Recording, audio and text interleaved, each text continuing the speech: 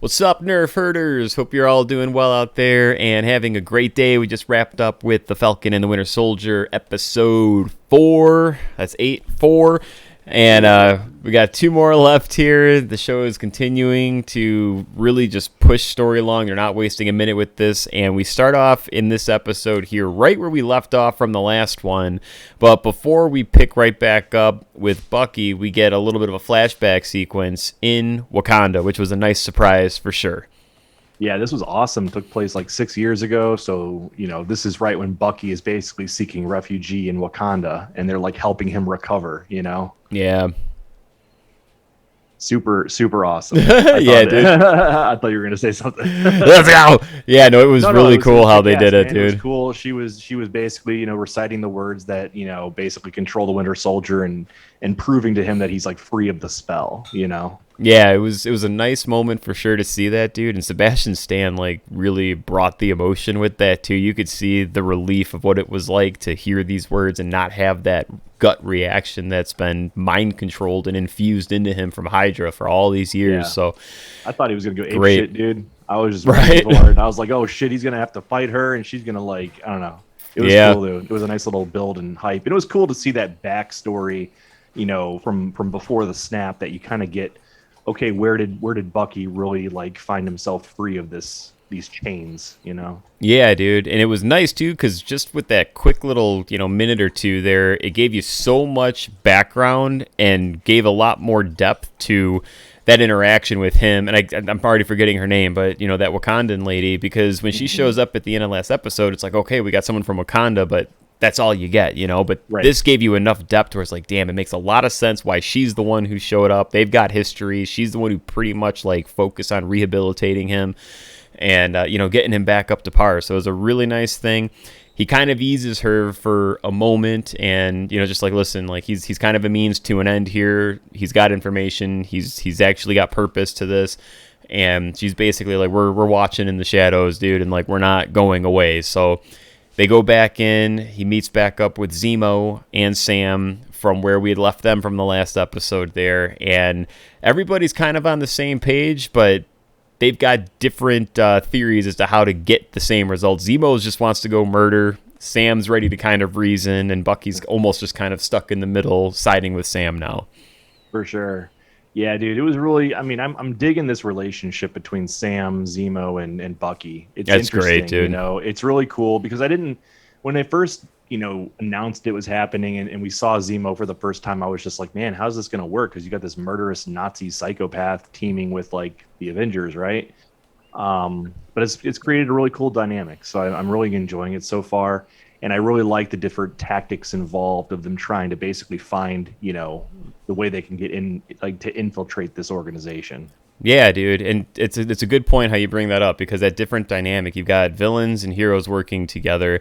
And what's really cool about it is it's kind of like that same thing, dude. If you both have a common enemy, then you're both kind of friends, and they have different ways of going about this here, and they both have ulterior motives. Zemo feels like he's kind of using them in a sense. They feel like they're using him in a sense, and it's almost like this game of chess that's being played perfectly, although they both continue to move in the same direction together, to kind of start solving this mystery with everything. So it's awesome, dude. It's so cool to see this. It's another kind of unique step for Marvel to do something, outside of the box of what we've seen before.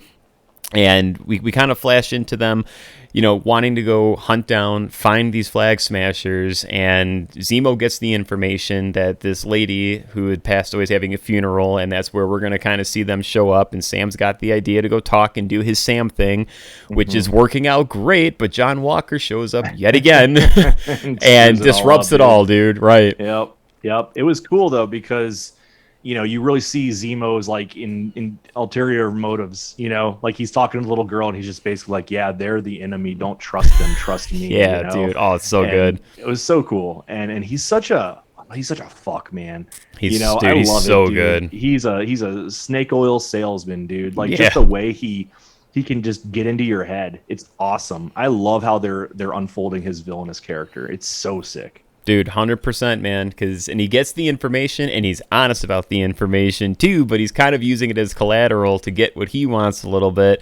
But nevertheless, they show up. John Walker kind of screws everything up with it, dude, and just goes in guns blazing. You're kind of seeing a little bit more of him becoming, unhinged a little bit, and then we'll kind of talk about it in a couple minutes here where this eventually leads to.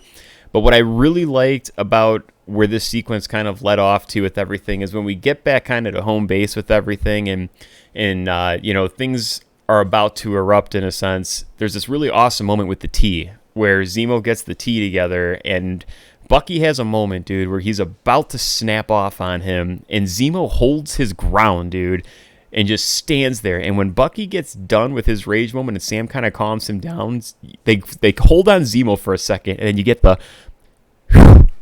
like this breath. It was a perfect little moment, dude, for this like breath of relief, because it was like, damn, you can tell like he's putting up a front, dude. Like he has to hold this front to kind of like carry his weight, but he was like, oh shit, man, that was almost it, Like yeah, dude, he's such like a good clearly moment. shitting his pants like behind the scenes, Yeah, But it's so cool because he holds his stature and his just like he doesn't show you his cards, He's Right. he's got a poker face the whole damn time. So you think this dude is like not scared of anything, and he's just gonna keep going through. And then like when Bucky freaks out and walks away, you're just like, oh shit, he was scared. Like he was legit scared for a second, which was cool. Like it shows some vulnerability to him too. Yep. It was super cool, man. And, so we flash back to the funeral sequence here, and John Walker jumps in, kind of screws the whole deal up. There's a huge tiff, a quick little battle sequence with everything. But where this ultimately leads to is Zemo working his way through kind of the back door there, and he ends up shooting her, dude, like right in the gut. She goes down. The serum just explodes all over the place with all these capsules. Zemo realizes what's going on, goes into a little bit of a frenzy, just smashing everything. But one vial survives, dude, and John Walker picks it up and pockets that bad boy. And he winds up taking the damn serum, dude.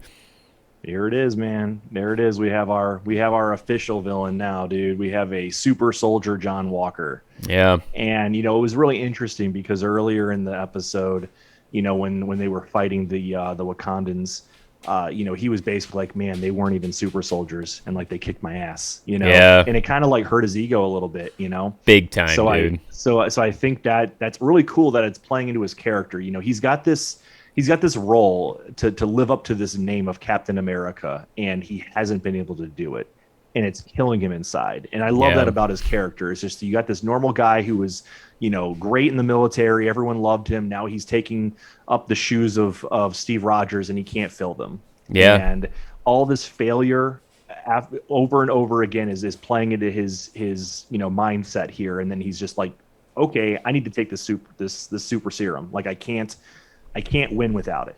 Yeah. And that leads to him basically, we'll talk about it here in a sec, but he basically just goes ape shit with it. Yeah, and yeah, when you first kind of get the inclination that he took it, dude, you could tell, man, he's fighting hard, and he starts bending pipes, dude. He's kicking people like all over. You're just like, okay, like here we go. He's juiced up. He's holding his own. He's kind of going into all of this with like no fear, guns blazing, and there's this Zemo, I guess, almost mentality to it, dude, where like he's not concerned about killing people at this point, and he finally snaps and loses it, dude, when his partner Hoskins, dude, like gets completely wrecked, dude. And that, like, I cringed for a second, man. Like when he took that blow into that column, like it was like, ooh, like every bone in your body just shattered, dude. And they did a good job making that look devastating. 100%. And that's what sets him off, like now he's just over the edge. But I mean, in this whole time, he's basically just been taking the law into his own hands. That's what separates him from Steve Rogers. Steve Rogers always operated within the law. He wasn't better than the law. He was like everyone else. And John Walker thinks that because he's got that shield and he has that authority that he can go over the law and he can do whatever he wants. Yep. So, and it's interesting because earlier they talk about, and it's funny because Zemo is like the most logical person in this series so far. For being such a genocidal maniac, he's like the most logical dude because he basically says, all of you are, supremacists. Like, whether you're a Nazi or you're an Avenger, you think you're better than everybody. And that makes it so that you think you can control everything.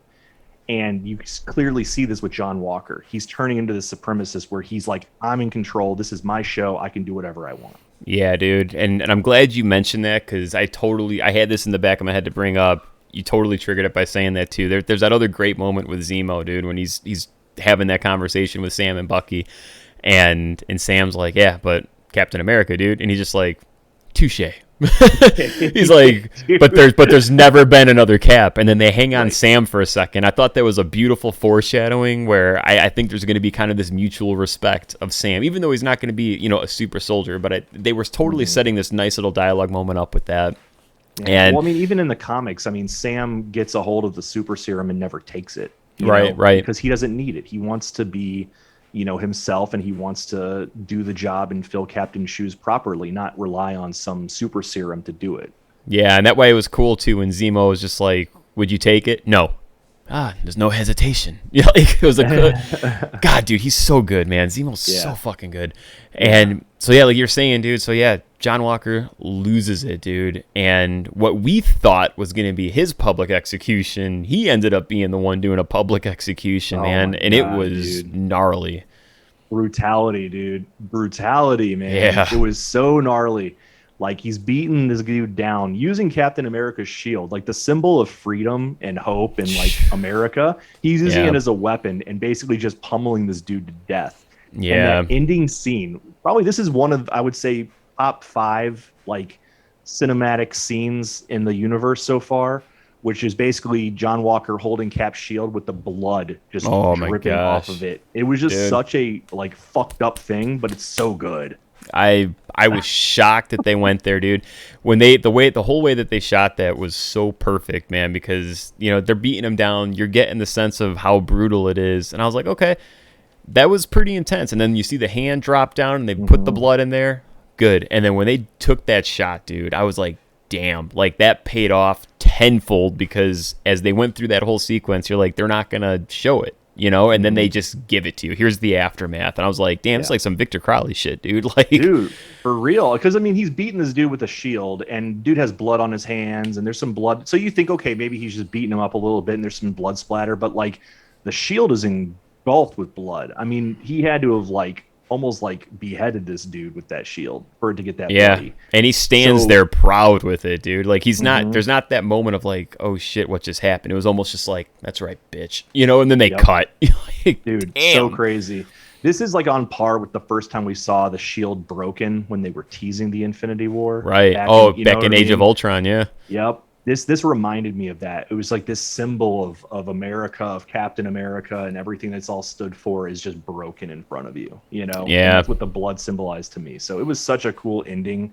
I love how everyone in public was basically filming it with their camera, because it kind of relates to a lot of stuff that happens nowadays with like police brutality and things getting put on camera and on the internet. So now it's going to be like a whole publicity nightmare for him, And you wonder, how is this going to play out for the rest of the season? Because now he's going to be demonized, and he's basically tarnished the name Captain America. Right, dude. And yeah, so that's going to be obviously a huge thread. And then the other thing, dude, that's going to be a big thread. I'm totally blanking on like the exact name. Is it the Power Broker that they keep referencing? Yeah, the Power Broker. So there's that sequence. God, I'm mixing up all these names. With the redhead, the leader of the Flag Smashers, Carly? Yeah, I think so. Okay. Something like that. Kari or something like that. Yeah, so there's that moment when she's getting that text message, and it's basically like, bring me the serum, or that's the end of this, and it's the Power Broker reaching out, and that serum is gone now, dude. So so we're gonna see who's this Power Broker, where are they playing into this and stuff, like dude, there's something to, I mean, obviously there's something to that, but I feel like there's something significant. It's not just like, oh, here's this villain. I feel like that's going to tie into somebody that we know and that we've been established in the MCU in some capacity. I feel like there's got to be something more to that than just here's this character. Like, it's a big thing that they're holding back on right now. Like, that's our Darth Vader's Luke's father moment. I'm hoping that we're gonna get with this. So we better get. We'll see. We only have 2 more episodes, right? So we better get this shit. Yeah, 2 more episodes. We'll see where this goes. The show continues to impress. It's not wasting a minute of time. It's fantastic. This is All good shit. The Loki trailer just dropped. We talked about that. Go check that video out, guys. Hit the subscribe button. Keep up with the latest here at Nerf Herder Studios. Click that bell for notifications. If you enjoyed the video today, give the video a thumbs up. Comment below. Would love to know what you think is going to happen moving forward here, because there are so many threads. Sam doesn't even have the damn shield yet, so we got a lot to unpack here in 2 more episodes, but that will do it for today. Thank you all again so much for watching, and we'll see you in the next video.